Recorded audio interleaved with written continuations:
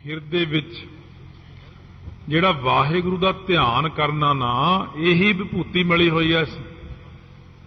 ਧਿਆਨ ਕੀ, ਹੋਰ ਧਿਆਨ ਕੀ ਕਰਨਾ? ਇਹ ਜਿਹੜੀ ਤੁਸੀਂ ਵਿਭੂਤੀ ਮਲਦੇ ਹੋ, ਇਹ ਵਿਭੂਤੀ ਦਾ ਫੇਰ ਲੈ ਜਾਂਦੀ ਹੈ। ਅਸੀਂ ਤਾਂ ਆਪਣੇ ਰੋਮ ਰੋਮ ਦੇ ਵਿੱਚ ਕਹਿੰਦੇ ਰੋਮ ਰੋਮ ਰਵਿਆ ਹਰ ਨਾਮ, ਗੁਰਮੁਖ ਰੋਮ ਰੋਮ ਹਰ ਧਿਆਵੈ। ਸਾਡੇ ਤਾਂ ਰੋਮ ਰੋਮ ਦਾ ਧਿਆਨ ਹੈ ਵਾਹਿਗੁਰੂ ਦਾ, ਇਹੀ ਵੱਡੀ ਵਿਭੂਤੀ ਮਲੀ ਹੋਈ ਹੈ, ਜਿਹੜਾ ਰੋਮ ਰੋਮ ਵਿੱਚ ਉਹਦਾ ਧਿਆਨ ਕਰਨਾ। ਖਿੰਥਾ ਕਹਿੰਦੇ ਮਹਾਰਾਜ ਜੀ ਫਿਰ ਖਿੰਥਾ ਪਹਿਨੋ, ਖਫਣੀ, ਉਹ ਲੰਬੇ ਸਾਰੇ ਚੋਗੇ ਜਿਹੜੇ ਪਾਉਂਦੇ ਨੇ ਗਿੱਟਿਆਂ ਤੱਕ। ਮਹਾਰਾਜ ਕਹਿੰਦੇ ਇਹ ਵੀ ਪਹਿਨਿਆ ਹੋਇਆ ਸੀ, ਕਹਿੰਦੇ ਦਿਖਦਾ ਨਹੀਂ। ਕਾਲ ਕੁਆਰੀ ਕਾਇਆ, ਕਾਇਆ ਜਿਹੜੀ ਸਰੀਰ ਹੈ ਸਾਡਾ, ਇਹ ਕਾਲ ਮੌਤ ਤੋਂ ਕੁਆਰਾ ਰੱਖਿਆ ਹੋਇਆ।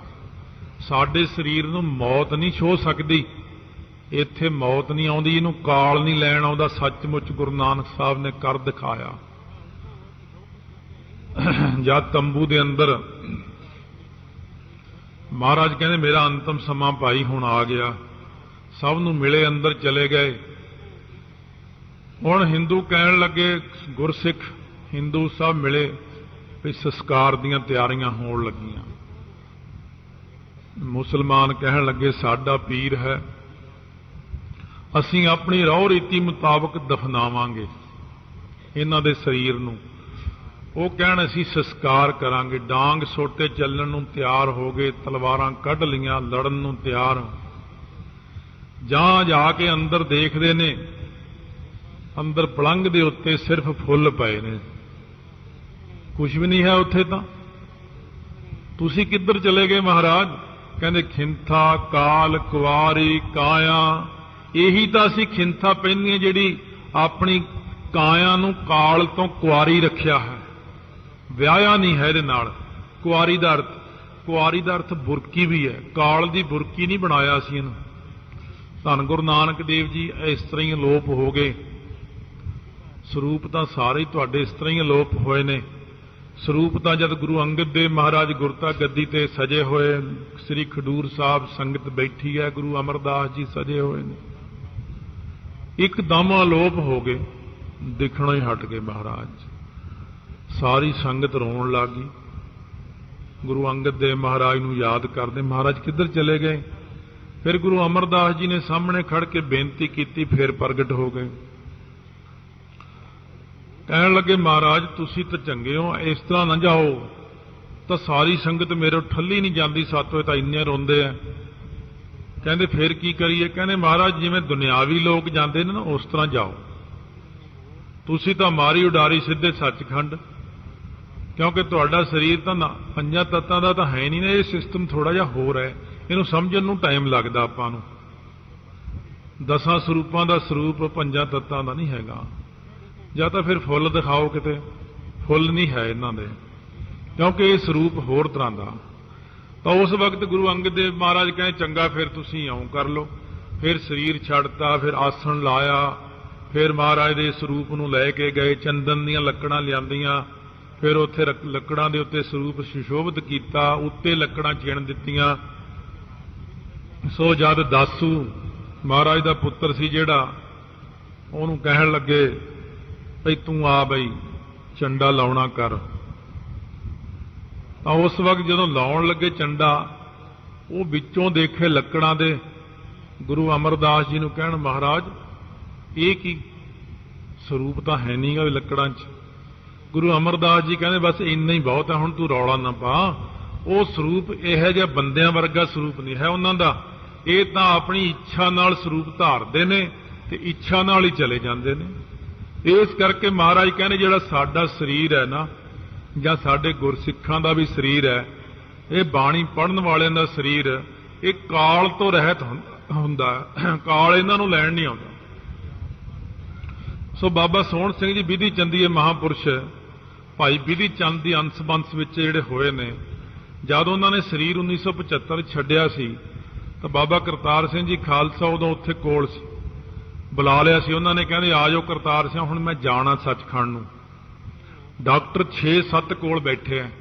ਕਹਿੰਦੇ ਡਾਕਟਰੋ ਚੈੱਕ ਕਰ ਲਓ ਭਾਈ ਮੇਰੀਆਂ ਨਬਜ਼ਾਂ, ਉਹ ਨਬਜ ਦੇਖਦੇ ਨੇ, ਲੱਤਾਂ ਵਿੱਚ ਤਾਂ ਕਹਿੰਦੇ ਹੈ ਹੀ ਨਹੀਂ ਕਿਤੇ, ਬਾਹਾਂ ਵਿੱਚ ਵੀ ਨਬਜ ਨਹੀਂ ਚੱਲਦੀ, ਮਹਾਰਾਜ ਇੱਥੋਂ ਵੀ ਖਤਮ ਹੋ ਗਈ, ਛਾਤੀ ਵਿੱਚ ਵੀ ਕੁਝ ਨਹੀਂ ਹੈਗਾ, ਸਿਰ ਵਿੱਚ ਵੀ ਕੁਝ ਨਹੀਂ, ਸਰੀਰ ਪੂਰਾ ਡੈੱਡ ਪਿਆ, ਪਰ ਫੇਰ ਵੀ ਬੋਲ ਰਹੇ ਨੇ।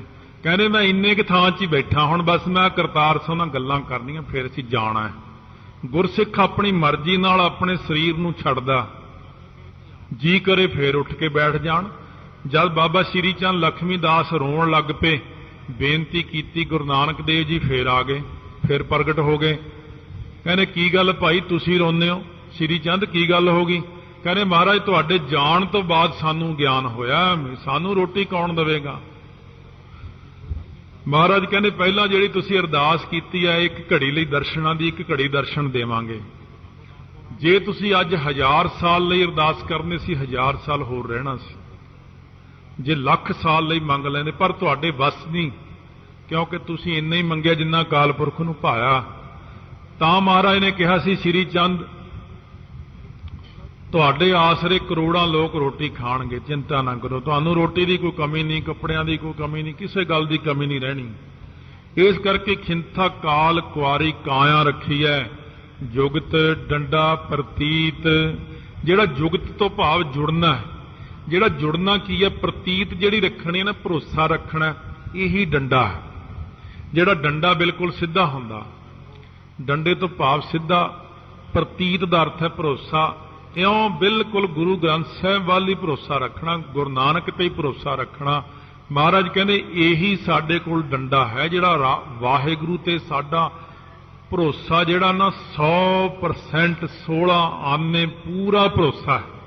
ਇਹੀ ਡੰਡਾ ਰੱਖਣਾ ਚਾਹੀਦਾ ਸਿੱਖ ਨੂੰ ਆਪਣੇ ਪਾਸ। ਹੋਰ ਡੰਡਾ ਕਿਹੜਾ? ਭਰੋਸੇ ਰੂਪ ਡੰਡਾ ਰੱਖੋ। ਆਈ ਪੰਥੀ ਸਗਲ ਜਮਾਤੀ, ਜਿਹੜਾ ਆਈ ਹੋਈ ਹੈ ਜੋਤ ਸਾਰਿਆਂ ਦੇ ਵਿੱਚ, ਇਹੀ ਸਾਡੀ ਜਮਾਤ ਹੈ। ਕਿਹੜੀ? ਇਹੀ ਸਾਡਾ ਪੰਥ ਹੈ ਕਿ ਜਿਹੜਾ ਸਾਰਿਆਂ ਵਿੱਚ ਵਾਹਿਗੁਰੂ ਦੀ ਜੋਤ ਨੂੰ ਦੇਖਣਾ ਹੈ, ਇਹੀ ਸਾਡਾ ਪੰਥ ਹੈ, ਇਹੀ ਰਸਤਾ ਹੈ। ਸਗਲ ਜਮਾਤੀ, ਜਿਹੜੇ ਸਾਡੇ ਜਮਾਤੀ ਨੇ, ਸਾਧੂ ਸੰਤ ਮਹਾਤਮਾ ਸਾਧ ਸੰਗਤ, ਇਹੀ ਸਾਡੀ ਜਮਾਤ ਹੈ। ਹੋਰ ਕਿਹੜੀ ਜਮਾਤ ਹੈ? ਆ ਜਿਹੜੇ ਤੁਸੀਂ ਲਈ ਫਿਰਦੇ ਹੋ 100 ਕੁ ਜੋਗੀ ਚੇਲਾ ਇਕੱਠਾ ਕਰਕੇ, ਸਾਡੀ ਇੰਨੀ ਕੀ ਜਮਾਤ ਨਹੀਂ, ਸਾਡੀ ਤਾਂ ਸਾਰੀ ਸਾਧ ਸੰਗਤੀ ਜਮਾਤ ਹੈ। ਮਹਾਰਾਜ ਸੱਚੇ ਪਾਤਸ਼ਾਹ ਫਿਰ ਮਨ ਨੂੰ ਜਿੱਤਣਾ ਵੱਡਾ ਕੰਮ ਹੈ। ਦੇਖ ਲਓ, ਜੇ ਤੁਸੀਂ ਮਨ ਨੂੰ ਜਿੱਤ ਲਓਗੇ ਇਸ ਤਰ੍ਹਾਂ, ਮਹਾਰਾਜ ਕਹਿੰਦੇ ਨੇ ਮਨ ਜੀਤੈ ਜਗ ਜੀਤ। ਮਹਾਰਾਜ ਕਹਿੰਦੇ ਤੁਸੀਂ ਜਗ ਨੂੰ ਜਿੱਤਣ ਦੀਆਂ ਗੱਲਾਂ ਕਰਦੇ ਹੋ ਰਿੱਧੀਆਂ ਸਿੱਧੀਆਂ ਨਾਲ। ਜਿਹੜਾ ਬੰਦਾ ਆਪਣੇ ਮਨ ਨੂੰ ਜਿੱਤ ਲੈਂਦਾ ਹੈ, ਉਹੀ ਬੰਦਾ ਜਗ ਨੂੰ ਜਿੱਤ ਸਕਦਾ ਹੈ। ਜੇ ਤੁਸੀਂ ਜਗ ਨੂੰ ਜਿੱਤਣਾ ਸ਼ੁਰੂ ਕਰ ਦਿਓ, ਨਹੀਂ ਜਿੱਤ ਸਕਦੇ। ਪਰ ਜੇ ਆਪਣਾ ਮਨ ਜਿੱਤ ਲਓ ਤਾਂ ਸਾਰੇ ਜਗ ਨੂੰ ਜਿੱਤ ਲਓਗੇ। ਫਿਰ ਤਾਂ ਮਹਾਰਾਜ ਦੇ ਚਰਨੀ ਪੈ ਗਏ, ਕਹਿੰਦੇ ਆਦੇਸ਼ ਨਮਸਕਾਰ ਹੈ ਤੁਹਾਨੂੰ ਸੱਚੇ ਪਾਤਸ਼ਾਹ। ਮਹਾਰਾਜ ਕਹਿੰਦੇ ਮੈਨੂੰ ਮੱਥਾ ਨਾ ਟੇਕੋ। ਕਹਿੰਦੇ ਕਿਹਨੂੰ ਟੇਕੀਏ? ਫਿਰ ਕਹਿੰਦੇ ਤਿਸੈ ਆਦੇਸ਼, ਉਸ ਵਾਹਿਗੁਰੂ ਨੂੰ ਮੱਥਾ ਟੇਕੋ। ਆਦੇਸ਼ ਤਿਸੈ ਆਦੇਸ਼, ਵਾਹਿਗੁਰੂ ਨੂੰ ਮੱਥਾ ਟੇਕੋ। ਕਹਿੰਦੇ ਉਹਦਾ ਸਰੂਪ ਕੈਸਾ ਹੈ? ਆਦ, ਜਿਹਦਾ ਕੋਈ ਆਦ ਹੀ ਨਹੀਂ।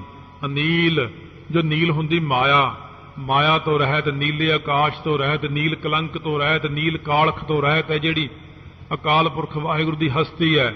ਅਨਾਦ ਅਨਆਦ, ਜਿਹਦਾ ਕੋਈ ਮੁੱਢ ਹੀ ਨਹੀਂ, ਜਿਹਦਾ ਕੋਈ ਪਤਾ ਹੀ ਨਹੀਂ ਹੈ ਕਦੋਂ ਕਦਾ, ਜੋ ਸਾਰਿਆਂ ਦਾ ਆਦ ਰੂਪ ਹੈ, ਪਰ ਉਹਦਾ ਆਦ ਕਿਸੇ ਨੂੰ ਨਹੀਂ ਪਤਾ।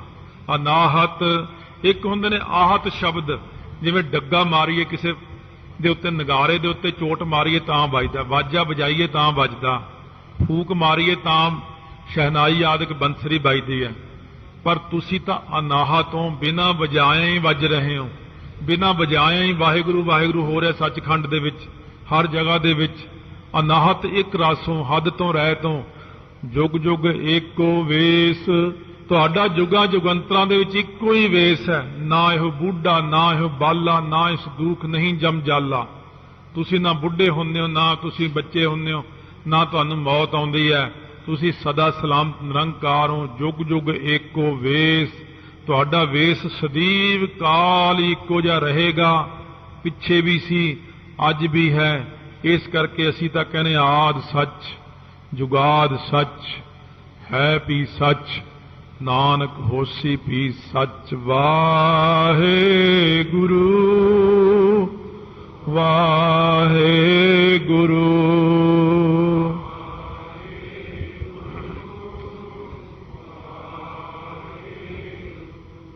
ਵਾਹਿਗੁਰੂ ਵਾਹਿਗੁਰੂ।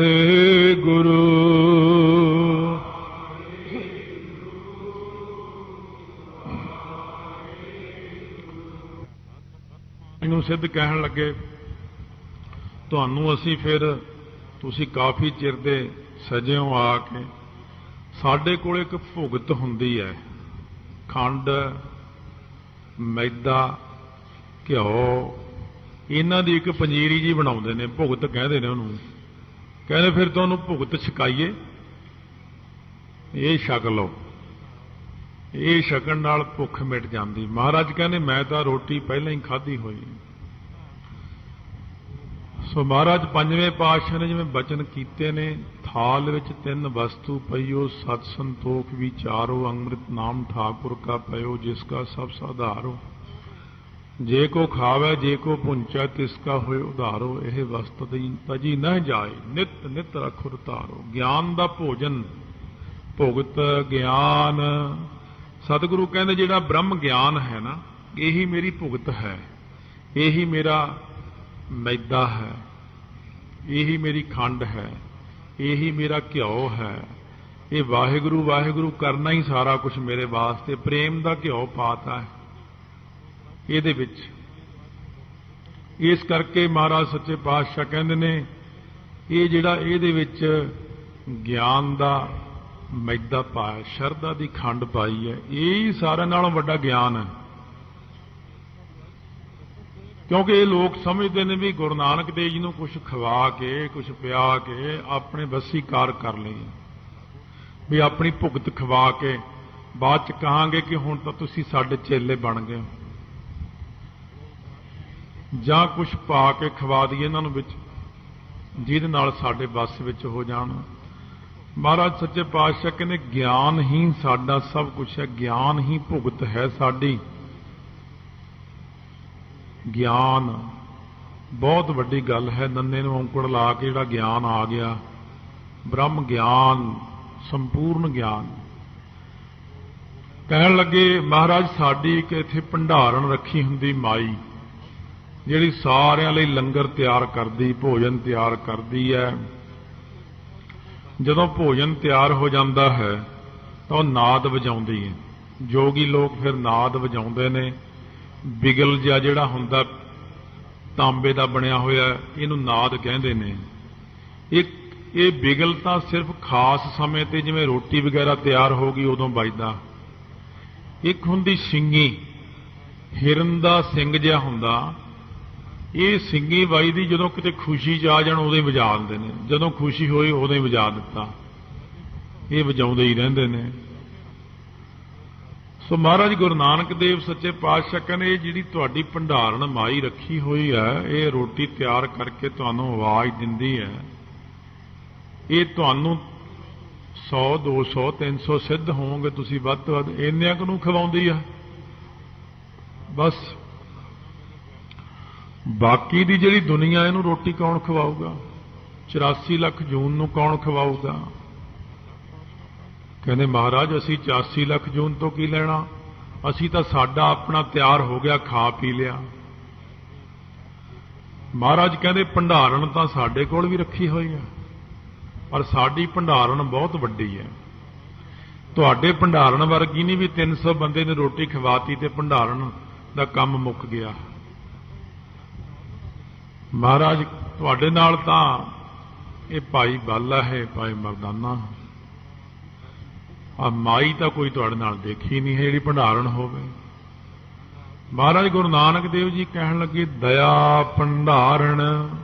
ਕਹਿੰਦੇ ਜਿਹੜੀ ਭਾਈ ਦਇਆ ਕਰਨੀ ਆ ਨਾ ਕਿਸੇ ਤੇ, ਭੰਡਾਰਨ ਤਾਂ ਇਹੀ ਹੈ। ਗੁਰੂ ਨਾਨਕ ਸਾਹਿਬ ਦੀ ਅਕਾਲ ਪੁਰਖ ਦੀ ਭੰਡਾਰਨ ਹੈ ਦਇਆ। ਮਹਾਰਾਜ ਗੁਰੂ ਨਾਨਕ ਦੇਵ ਜੀ ਕਹਿੰਦੇ ਕੋਈ ਬੰਦਾ ਕਿੰਨਾ ਹੀ ਪਾਪੀ ਹੈ, ਕਿੰਨਾ ਹੀ ਕੈਸਾ ਹੈ, ਵਾਹਿਗੁਰੂ ਦਇਆ ਕਰਕੇ ਸਭ ਨੂੰ ਖਾਣ ਨੂੰ ਦਿੰਦੇ ਨੇ। ਸਤਿਗੁਰੂ ਦੀ ਦਇਆ ਹੈ। ਜੇ ਸਾਡੀਆਂ ਕਰਤੂਤਾਂ ਦੇਖੇ ਰੱਬ ਤਾਂ ਸਾਨੂੰ ਰੋਟੀ ਨਾ ਦੇਵੇ, पर फिर भी रोटी दिंदा है। ये दया भंडारण है गुरु घर दे विच, भंडारण है दया। दया करके ही कोई आ जाए पंगत विच बैठ जे, गरीब अमीर कैसा भी बैठ जे, संगत विच आ जे। गुरु नानक साहब का भंडारा शब्द का भी खुला है ते कड़ा प्रसाद भी मिलता है। दया भंडारण है साडे च मुख, धौल धर्म दया का पूत, ये दया है। ते फिर महाराज ने दया का कितना विस्तार किया। दया कपाह संतोख सूत, जत गंढी सत वट दया, जी दया प्रवान। इस करके महाराज सच्चे पातशाह कहते जे ये जोगी वो तुहाडे तो बिना कोई होर आके उरे बैठ जे बंदा कि उन्होंने भी रोटी देओगे, उन्होंने तो भजा दिंदे हो तुसीं, चल दौड़ इत्थों। ये साडे वास्ते संतां वास्ते खाना बनिया, जोगियां वास्ते, तू किधरों आ गया इत्थे। पर महाराज सच्चे पातशाह कहने जिहड़ा असीं भंडारा खोलना उहदे च किसे नूं ना नहीं होवेगी, ये है दया। फिर जिहड़ा तुसीं कहने हो असीं नाद वजाउने हैं तैयार करके, नाद तां पहलां ही वज रहा, घाट घाट वज है नाद, घट घट दिलां दिलां दे विच, हिरदियां हिरदियां दे विच वो जिहड़ा नाद वजदा ना, अनहद शब्द एक रस, वो दिलां दिलां दे विच वज रहा है। जो बोलत है मिर्ग मीन पंखेरू, सो बिन हर जापत है नहीं होर। धरत पाताल आकाश है मेरी जिंदड़ी, ये सब हर हर नाम ध्यावै राम। कोई भी बोलदा है सब है घट, राम बोलै रामा बोलै, राम बिना को बोलै रे।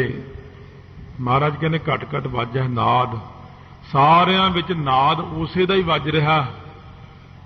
सारे वजाउने असीं नाद मिल के, सतनाम श्री वाहेगुरु साहिब जीओ, सतनाम श्री वाहेगुरु साहिब जी, सतनाम श्री वाहेगुरु, सतनाम श्री वाहेगुरु साहिब जी, सतनाम श्री वाहेगुरु। ये साडा नाद है, ये दिलां दिलां च जिहड़ा वाजा वजदा है, ये जंत जिहड़ा है वाजा है, मनुख जिहड़ा वाजा है, पशु पंछी रब दे वाजे हन। ये वजाए होए वजदे ने, जन नानक वजह वजाया, ये वजाए होए वाजे वजदे ने। ये हर जीव गुफा अंदर रख के बाजा पवन वजाया, वजाया बाजा पौन नौ द्वारे प्रगट किए, 10वां गुप्त रखाया। गुरुद्वारा लाए भावनी एक न 10वां द्वार दिखाया, तह अनेक रूप नव नव निध, तिस दा अंत न जाई पाया। कह नानक हर प्यार है जीव गुफा अंदर रख के बाजा पवन वजाया। महाराज कहते बाजा तो हर थां वजदा ही रहिंदा घट घट। फिर देखिया कहण लगे महाराज फिर तुसीं आओ करो, तुहानूं असीं उच्ची पदवी दिंदे हां, तुसीं साडे च मालक बन जाओ, नाथ बन जाओ। क्योंकि सारियां सिद्धां विच कुल 9 नाथ ने, असीं नाथां दे च तुहाडी गिणती लिआउने, नाथ मालक नूं कहंदे ने। तुसीं भी मालक बन जाओगे, 100-200 बंदा तुहाडे अधीन होवेगा, सारे सिद्ध तुहाडे अधीन होणगे। जिन्ने साडे चेले बालके ने दुनिया च लखां चेले बालके ने, वो तुहाडे अधीन होणगे। बस तुसीं मालक बन जाओ, नाथ बना देने तुहानूं। महाराज गुरु नानक देव सच्चे पातशाह फरमाउंदे आप नाथ, कहंदे आप ही नाथ है, अकाल पुरख।